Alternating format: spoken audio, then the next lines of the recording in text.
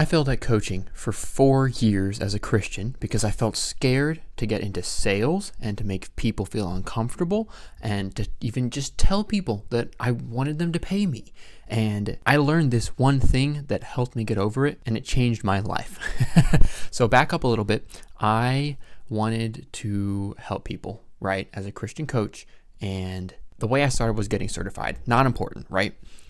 You can help people do a thing just by knowing how to do the thing. You don't have to get certified. So you can skip that step. It helps with like listening skills or whatever, but like do it once you make money. Make money first. And the way that you make money, this is the one thing that I failed at doing, is telling people that you exist. If you have infinite leads and infinite people to tell, people will eventually buy from you because you have an unlimited supply of people to talk to.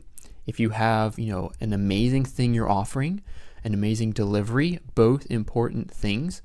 If you have an amazing sales skill, but if you have no one to talk to, no one's ever going to pay you any money, no matter how good you are, because they're never going to know you exist. You'll never talk to anyone. So if you just tell more people and leave it at that and focus on that till your first benchmark of whatever income goal you're going for or whatever impact goal you're going for, until you reach that, just focus on marketing and telling more people that you exist. That is the key thing that for me, I failed at doing, was marketing. If you want to learn more about how I got over the mindset issues with that, just click the link in the description.